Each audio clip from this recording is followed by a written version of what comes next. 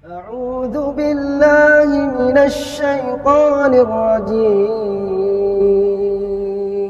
Bismillahirrahmanirrahim. Ya, bagi Bapak Ibu yang maaf, Anda yang sudah mungkin ya saya tidak tahu, tapi kalau sudah berlimpah dengan penyakit atau sudah terlalu banyak obat-obatan Anda makan, ada satu konsep yang Bapak Ibu bisa pakai. Ya. Apa itu konsepnya? Kita nyebutnya ini piramid tertinggi dari detoksifikasi puasa. Dalam 24 jam itu misalnya Anda lihat yang paling atas itu ada tulisannya apa itu? Water fasting. Jadi water fasting itu adalah satu bentuk detoksifikasi. Jadi selama 24 jam itu Anda tidak makan apa-apa kecuali minum. Apa yang terjadi? Karena tangki cadangan tangki utama nggak dimasukin, tangki cadangan yang ada, maka tubuh akan menjadikan lemak sebagai bahan bakar. Kalau bahan bakar sudah dipakai tubuh kita dengan menggunakan lemak, apa yang terjadi? Semua tubuh kita akan diriset. Nabi SAW pernah mencontohkan, tapi beliau tidak puasa air. Tapi beliau menyebutkan dalam sumber riwayat, Nabi SAW itu selama 1 bulan hanya makan kurma dan minum air. Berat. Tapi kalau dikerjakan, laki-laki yang 24 jam, saya pernah ngerjakan sampai 22 jam. Pola lain namanya intermittent fasting. Jadi selama 20 jam itu kan, kita misalkan puasa nih, Bapak Ibu sekarang misalkan puasa. Puasa misalkan, saya pakai jam Indonesia bergampang aja. Misalkan sahurnya jam 4. Sahur jam 4, kemudian nanti besok harinya atau hari tersebut kita berbukanya jam 6. Kan 14 jam tuh. Nah, kalau Anda mau mengakses tangki cadangannya, apa yang harus Anda kerjakan? Prolongkan puasanya. Berapa lama? Bisa 16 jam, bisa 18 jam, bisa 24 jam, bahkan si dokter itu mengatakan itu mereka mengobati orang-orang yang kena diabetes itu sampai 48 jam puasanya. Tapi caranya gimana? Jangan nggak makan ya, tapi tetap minum. Minumnya apa? Minum yang menekan rasa lapar, yaitu apa? Air putih, kopi pahit, teh hijau, atau kayu manis. Paling gampang air putih. Apa yang terjadi? Yang terjadi, Bu sekalian, ini yang terjadi. Kalau itu sudah dikerjakan, apa yang terjadi efeknya itu luar biasa, Pak Bu.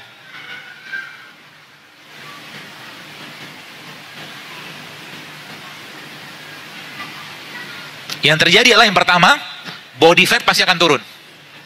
Body fat, kita sekarang kan berlebihan nih. Sebagian besar orang sudah kebanyakan isi di tangki cadangan. Taunya gimana? Gampang, pegang aja pinggang sama perutnya. Kalau banyak lipatan di situ, berarti banyak energi nggak kepake.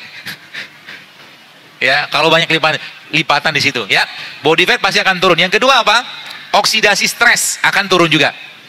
Dia akan menurunkan stres oksidasi. Yang kedua apa? Yang ketiga apa? Dia akan memperbaiki fungsi hormon. Nah, yang luar biasa lagi bosnya apa? Yang luar biasa lagi ada situ kata-kata autofagi.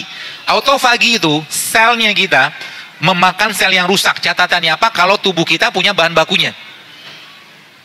Kalau tubuh kita punya bahan bakunya dan tubuh kita dikondisikan untuk berpuasa. Kemudian apa lagi, sekalian? Insulin, sensitivitas insulin itu meningkat. Ya, sensitivitas insulin itu akan meningkat sehingga apa? Pankreasnya akan baik, gula darah akan diperbaiki sama dia. Ya, yang keempat apa? Yang kelima apa? Itu apoptosis. Terjadi resetting ulang yang sel bunuh diri tadi, bunuh diri terprogram tadi. Itu hanya bisa didapatkan kalau orang itu melaparkan diri. Itu sebabnya baginda Nabi SAW tidak pernah menganjurkan kita untuk makan sampai kenyang. Karena makan sampai kenyang efeknya apa? Makan sampai kenyang itu bukan efeknya menyebabkan lemah iman. Jadi salah satu yang menyebabkan lemahnya iman seseorang itu adalah makan berlebihan. Ya. Jadi jangan makan mulai sekarang, jangan makan untuk selera, jangan makan untuk rasa, tapi makan untuk kebutuhan. Itu sebabnya dalam Islam dibagi 3 tuh, sepertiga makanan, sepertiga minum, sepertiga udara. Nah, sekarang kita akan bahas bagaimana pola-polanya, ya, supaya Bapak Ibu bisa memperbaiki ini semua. Ya, mudah-mudahan, ya. Jadi, Bu sekalian, tadi saya katakan ada komunikasi, ya. Ada komunikasi, antara otak dan perut. Pengendalinya siapa dia? Jadi mereka mengatakan, Anda you have 3 brains, dia bilang. Anda punya 3 otak. Otak yang pertama di sini, otak kedua di sini, tapi otak yang ketiga di sini. Yang tadi mungkin saya membahasakan kalau orang-orang ilmuwan barat itu mengatakan heart, jantung.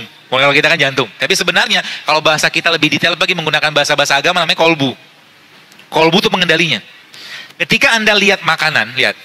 Ketika Anda lihat makanan, pikirkan baik-baik makanan tadi. Kalau saya makan ini kira-kira bikin masalah atau tidak ke badan?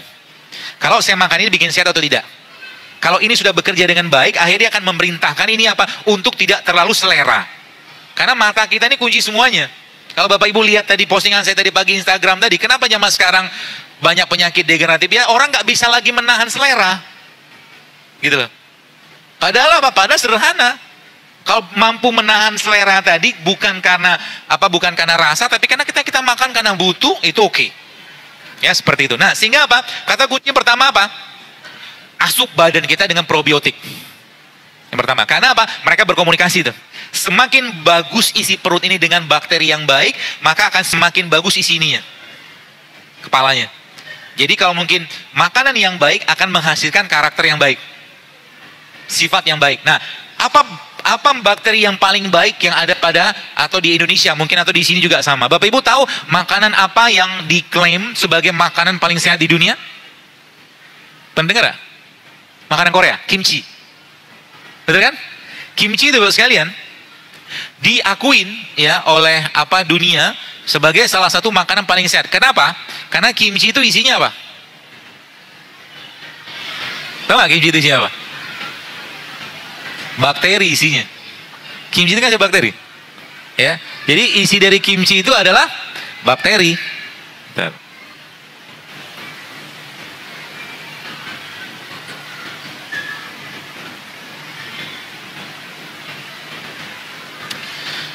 Nah, kita nggak makan itu.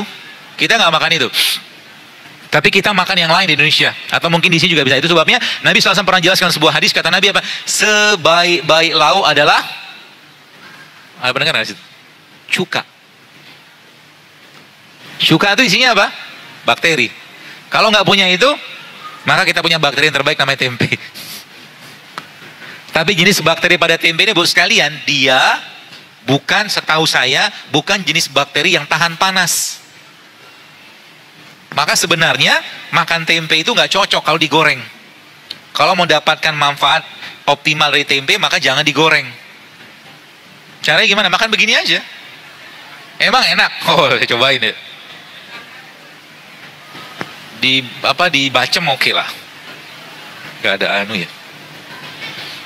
Ada itu nggak mangkok atau sendok?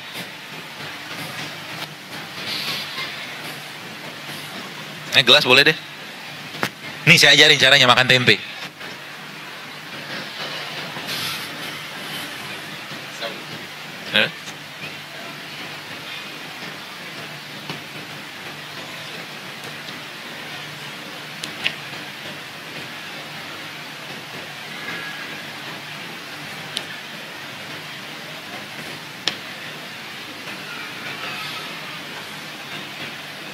Karena tempe isinya tadi apa? Bakteri. Oh ya boleh.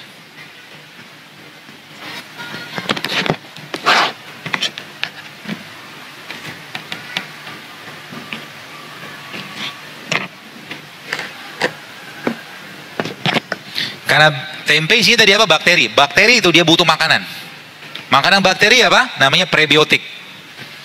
Makanan bakteri namanya prebiotik. Prebiotik kita dapatkan dari mana? Salah satu sumber prebiotik paling baik ya madu. Jadi makan tempe itu ya pakai madu kayak begini. Mau pernah nyobain? Wih, mantap Bu, Pak.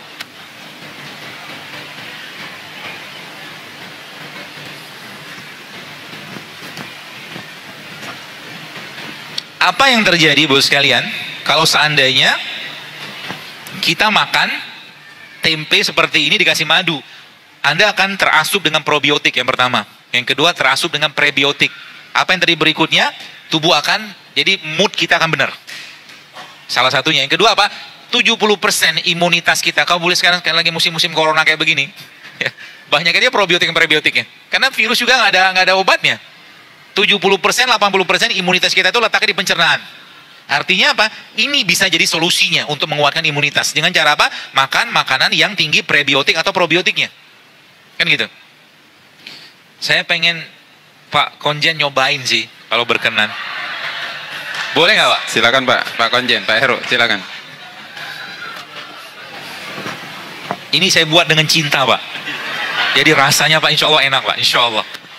Wah, sehat ini. Nggak ngerjain loh. Iya, iya. Boleh nyobain, insya Allah. Bismillah. Wah, wah nambah. Mau lagi? Enak ya Pak ya? Masya Allah. Ya, alhamdulillah. Enak ya Pak ya? Nggak terpasang mukanya kan? Tapi lebih enak pakai apa namanya, dibikin bacem. Oh iya boleh. Nanti saya bikinkan yang lain. Ibu mau coba Bu, maaf. Bila enak beritahu teman, tak enak beritahu kami Bu. Ya. Enak Bu? Alhamdulillah. Iya, tadi saya bilang kan, karena masak itu kan pakai hati. Gitu ya. Nah, atau juga sekalian, yang Ibu Bapak mungkin pernah lihat ya. Saya pernah bikin postingannya itu. Ini kan probiotik, tempe itu kan probiotik. Anda juga bisa berikan dia sumber prebiotik yang lain, yaitu kurma. Ya, kalau bahasa saya mah sandwich kurma ya.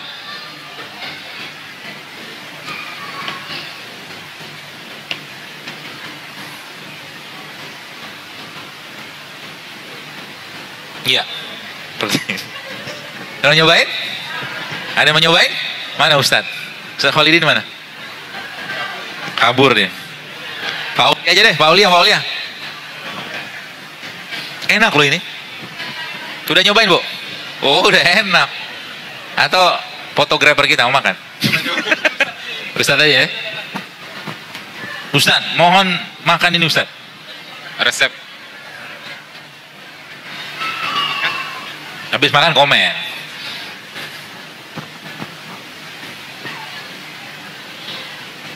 Enak. Gak terpaksa kan? Enak karena diminta sama Ustaz.